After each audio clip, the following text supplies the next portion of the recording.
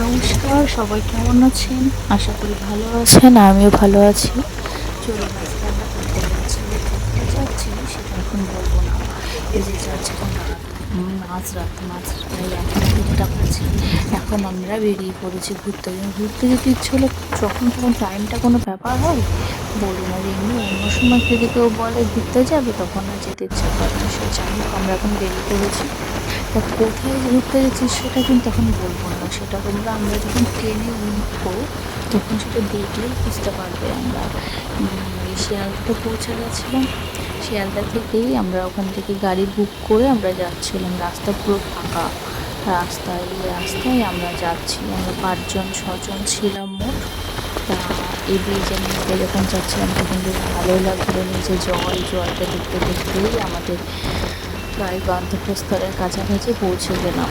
Next গন্তব্যস্থল সেখানে পুরোপুরি গন্তব্যস্থলে যেতে গেলে তো অনেকটাই টাইম কেটে যাবে। সে যাই হোক, তোমরা দেখতে থাকো। চলো, পুরো ভিডিওটা দেখবে স্কিপ না করে।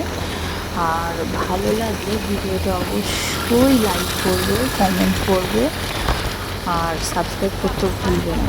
দেখো এখন কত রাত, দেখো যার পেটের জন্য মানুষ কত কিছুই করে। এখন কত রাতে, এত রাতে তাই যাচ্ছে জোম্যাটোর ছেলে খাবার দিতে যাচ্ছে, কি খাবার দিয়ে বাড়ি যাচ্ছে। যাই হোক, তা আমরা দেখতে দেখতে এরকমভাবে রাতের আকাশটা কত সুন্দর লাগছে। দেখুন রাতের আকাশটা যেরকম অপরূপ সুন্দর লাগছে, সেরকম বাইরের পরিবেশটাও বেশ ভালো ছিল। ঠান্ডা ঠান্ডা ওয়েদারটা ছিল। তা যাই হোক, এইরকমভাবেই আমরা ঠিকঠাক চলতে আমরা পৌঁছে গেলাম আমাদের হাওড়া। আমাদের সেখানে নেক্সট গন্তব্যস্থল ছিল। তা হাওড়ায় গিয়ে বেশ ভালো লাগছিল। আমার ছেলে তো কোল থেকে নামতেই চায় না। ও সবসময় কোলে নিয়ে হেঁটে হেঁটে হাতে ব্যাগ নিয়ে সম্ভব হয় না সবসময় হাঁটা চলা আর ভিডিও করা সবসময় সম্ভব হয় না। ওকে একটুখানি নামিয়ে দিয়েছিলাম, তার জন্য এই যে দেখুন কান্না শুরু করে দিয়েছে। কোনো কথাই শোনে না। ও সবসময় ওর মতো কোলে থাকতে খুব পছন্দ করে। আর আমরা হাওড়াতেই একটা ঘর নিয়েছিলাম, একটা বেড নিয়েছিলাম। সেখানে আমরা রাতে ছিলাম। পার হেড 300 টাকা করে নিয়েছিল বেড ভাড়া। তা সকালবেলা হয়ে গেছে। দেখুন আমরা হাওড়া যে ঘরে ছিলাম সেই ঘরের ব্যালকানি থেকে আমরা হাওড়া স্টেশনের বাইরের দিকটা আমরা তোমাদের দেখালাম, যে বাইরেটা খুব সুন্দর লাগছিল। সূর্য উঠছিল সেই টাইমে, আবার বৃষ্টি হয়েছিল তার একটু আগে। বা রাস্তার ওপারে যে নদীটা আছে, নদী তো না, পুকুর ধরনের একটা বড় অনেকটা। জলটা দেখতে খুব সুন্দর লাগছিল। পরিবেশটাও খুব ভালো লাগছিল। তারপর আমরা নিচে চলে আসলাম আমাদের ট্রেনের উদ্দেশ্যে। আমাদের ট্রেন তোমরা বুঝতে পারবে আমরা হাওড়া থেকে কোথায়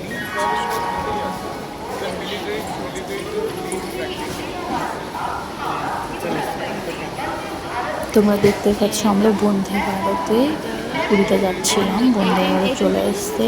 আমাদের ট্রেনটি অনেকদিন ধরে ইচ্ছা ছিল, যাই সেই ইচ্ছা পূরণ হতে চলেছে।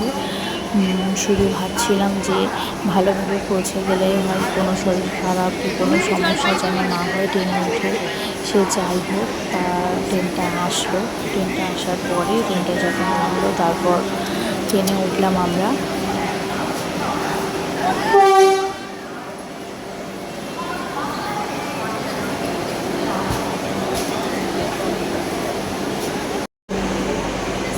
ট্রেনে উঠে পড়েছিলাম আমরা। এই যে ট্রেনের দরজা খুলে ভিতরে প্রবেশ করছিলাম, তখন সেই টাইমে মনে হচ্ছিল যে এত তাড়াতাড়ি পৌঁছে গেলাম, এত তাড়াতাড়ি ট্রেনে উঠে পড়লাম। শুধু আর কয়েক ঘন্টা, আর 5-6 ঘন্টা পর আমরা পৌঁছে যাব, আর বেশি দেরি হবে না। শুধু এরকমই মনে হচ্ছিল। তা বাইরের ওয়েদারটা ট্রেনে ওঠার পরে দেখলাম বেশ মেঘলা মেঘলা। তখন ভাবছিলাম কী যে হবে, এই বৃষ্টি হলে ঘুরতে পারবো না। সে যাই হোক, ট্রেনে ওঠার পরে আমাদের একটা করে জলের বোতল দিয়ে দিল, তারপরে পেপার দিয়েছিল, তারপরে দিল চা, চার একটা স্টিক আর 2টো বিস্কিট দিয়েছিল। তা আমি চা খেতে অতটা ভালোবাসি না, তা আমি তো চা খাইনি। তো যাই হোক, আমার ছেলে নিয়ে দেখছিল এগুলো কী কী দিয়েছে, তাই দেখছিল ওর মতো। তারপর জল দিয়ে গেল, গরম জল। চা খাওয়া দাওয়া হলো। তারপরে আমরা আর একটুখানি গিয়ে তারপরে দেখলাম বাইরের আবহাওয়াটা একটু রোদ রোদ হয়েছে, তখন মনে হচ্ছিলো এরকম যেন রোদই থাকে পুরোটা, নাহলে পরে শেষ পর্যন্ত আমরা পৌঁছিয়ে ঘুরতে পারবো না। শেষমেশ শুধু আমরা দেখছিলাম যে আবহাওয়াটা কেমন আছে, আমরা যেখানে যাচ্ছি সেইখানকার আবহাওয়াটা বারে বারে দেখছিলাম। তা দেখতে দেখতে এইরকম খাবার চলে আসলো আমাদের, তারপরে ব্রেকফাস্ট চলে আসলো। দেখো কী কী দিয়ে ব্রেকফাস্টে ছিল, দুটো ব্রাউন ব্রেড ছিল, তারপরে ছিল জ্যাম, তার একটা কাঠের চামচ দিয়েছিল দেখতেই পাচ্ছ, টিস্যু ছিল, আর ছিল একটা কেক ছিল, টমেটো সস ছিল, জ্যাম ছিল, আর দুটো কাটলেট ছিল, আলু ভাজা, গাজর ভাজা, এইসব ছিল। খাবারগুলো বেশ ভালোই ছিল জানেন, কোনো সমস্যা হয়নি, খাবারগুলো খেতে টাটকাই ছিল সব। যাই হোক খাবারগুলো খাওয়া হলো। আমার ছেলে তো কোনো কিছুই খেলো না, ওর নাকি খেতে ভালো লাগে না এইসব ওর মতো বলা শুরু করলো। তারপর আবার আমাদের চা দিল, এটা ছিল এলাচ ফ্লেভারের চাটা খেতে ভালো ছিল। আমি যদিও খাই না, তবে সবাই বলল যে খেতে চাটা বেশ ভালো। আর বাইরের আবহাওয়াটা তখন আমি দেখছিলাম যে ট্রেন চলছে, বৃষ্টি দেখুন, কাঁচের জানলা দিয়ে বৃষ্টিগুলো ফোঁটা ফোঁটাগুলো বোঝা যাচ্ছে। বাইরে মনে হচ্ছে রোদ আছে, কিন্তু তাও তার মাঝে হালকা হালকা বৃষ্টি পড়ছিল, যেটা দেখে আমার মনে হচ্ছিল যদি বৃষ্টি হয় আবার, তাহলে তো আমরা ঘুরতেই পারবো না, সেরকম আমাদের আনন্দটাই হবে না। তো যাই হোক এরকমভাবে দেখতে দেখতে ঘুরতে ঘুরতে আমরা ঠিক পৌঁছে গেলাম আমাদের গন্তব্যস্থলে। চলো তোমরা বাইরের পরিবেশটা সত্যিই খুব দারুণ লাগছে, এত দারুণ লাগছে না, বাইরের পরিবেশটা দেখে মুগ্ধ হয়ে যাচ্ছে আমি। এত সুন্দর বাইরের পরিবেশটা, মাঝে মাঝে মনে হয় ঘরের ভিতরে বন্দি হয়ে থেকেই যেন জীবনটা বন্দি হয়ে যাচ্ছে। বাইরে বেরোলে একটু আলাদা রকম শান্তি পাওয়া যায়, যেটা বাইরের পরিবেশটা দেখলেই বুঝতে পারি। শান্তি কখনো এরকমভাবে বাইরে না বেরোলে আমি বুঝতেই পারতাম না যে বাইরের পরিবেশটাকে এত সুন্দর লাগছে। গাছগুলো যেমন সবুজ, আকাশটা দেখুন, আকাশটাও সেরকম মেঘলা মেঘলা আকাশ। সেই মেঘলা আকাশের পাশে আবার ছোট একটা পাহাড়, বেশ ভালো লাগছে। অনেক দূরে পাহাড়টা যদিও, তবু দেখতে দেখতে মনে হচ্ছে কাছাকাছিই চলে যাব।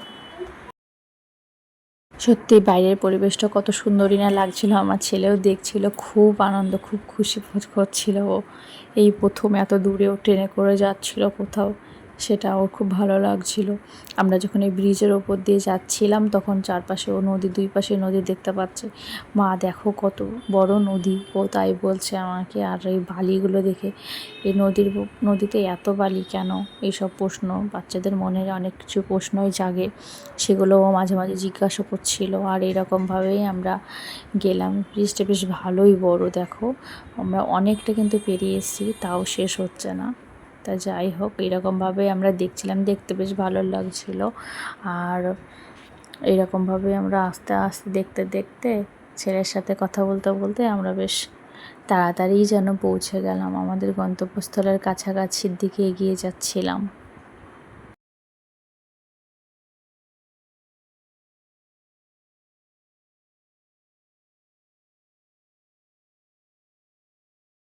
থেকে যখন বেরোচ্ছিলাম তার আগে দেখেছিলাম পুরীর আবহাওয়াটা বেশ মেঘলা, তাই যত কাছাকাছি যাচ্ছে মাঝে মাঝে মেঘটা দেখছি আরও কালো হয়ে যাচ্ছে।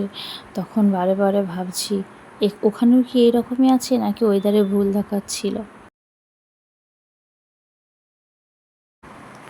এই ছোটোবেলার কথা মনে পড়ে গেল জানেন, ছোটোবেলায় যখন আমি যখন কোথাও যেতাম, বাসে করেই হোক কি গাড়িতে করেই হোক কোথাও যেতাম, তখন মনে হতো যেন গাছপালাগুলো আমাদের সঙ্গে সঙ্গে যাচ্ছে। এখনও ঠিক সেই রকমটাই মনে হচ্ছে, যদিও ছোটোবেলায় জিজ্ঞাসা করতাম, যে বুঝতে পারতাম না, মাকে বাবাকে জিজ্ঞাসা করতাম যে গাছগুলো মেঘটাও কি আমাদের সঙ্গে যাচ্ছে সেখানে, কিন্তু এখন তো সেটা বুঝতে পারি, তার জন্য এখন জিজ্ঞাসাটাই শুধু করি না।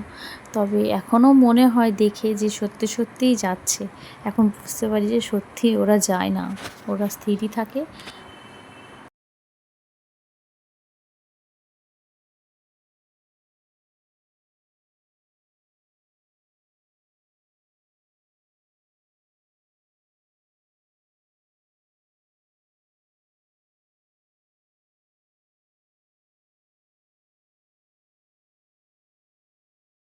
আমরা গন্তব্যস্থলে যত কাছাকাছি পৌঁছাচ্ছিলাম ততই বৃষ্টি বাড়ছিল। বৃষ্টি হচ্ছে তো মনে হচ্ছে বাইরে এত পরিমাণে বৃষ্টি হচ্ছে যে আমরা ওখানে পৌঁছিয়ে আমরা ঘুরতে পারবো তো, বারে বারে শুধু এটাই মনে হচ্ছিল আমার। তারপর এইরকমভাবে ভাবতে ভাবতে ভাবতে ভাবতে চারপাশের পরিবেশ দেখছি মেঘলা, আকাশ পুরো ঘন। শেষমেশ আমরা কাটিয়ে উঠতে কি পারবো, এই পরিবেশে আমরা কেমন করে ঘুরবো, এইসব চিন্তাধারায় মাথার মধ্যে ঘুরছিল। তো দেখতে দেখতে চারপাশে, এটা কোন স্টেশন বলো তো, তোমরা কি চিনতে পারছো? এটা চিনতে পারছো না এখনও, তাই তো? আচ্ছা, দেখলেই বুঝতে পারবে, দাঁড়াও। এটা হলো বালাসোর স্টেশন, যেখানে অ্যাক্সিডেন্ট হয়েছিল কাঞ্চনজঙ্ঘা এক্সপ্রেসের। তারপর স্টেশন ছাড়িয়ে আমরা কোথায় যাচ্ছি সেটা তোমরা আশা করি বুঝতেই পেরে গেছো, আমরা পুরীতেই যাচ্ছি। তা চারপাশের আবহাওয়াটা, মাঠগুলো ফাঁকা মাঠ, দেখতেই পাচ্ছ কত সুন্দর লাগছে, সবুজ সবুজ। তার সঙ্গে আবার মেঘও আছে, চিন্তাও আছে যে মেঘলা আকাশ, কিভাবে ঘুরবো, যাচ্ছি ছেলেকে নিয়ে প্রথম যাচ্ছি।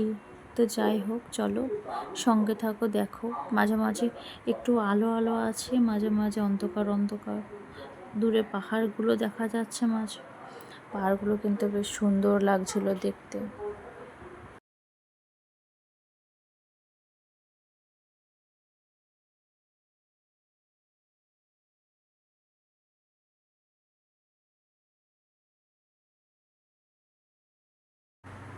দেখো ছেলে তো খুবই খুশি, আর আমরাও ভিডিও করতে করতে আমরাও ভাবছি যে কখন পৌঁছাবো কখন পৌঁছাবো, সেই সমুদ্র কখন দেখবো।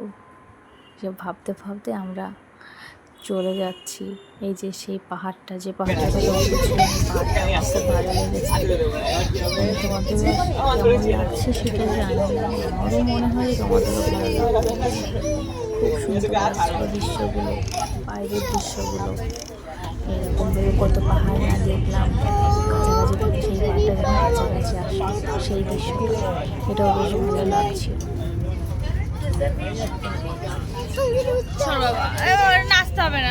শেষমেশ সেই সমুদ্রের বীজ দেখুন, সত্যি খুব সুন্দর, দেখে মনটা একটু অন্যরকম হয়ে গেল।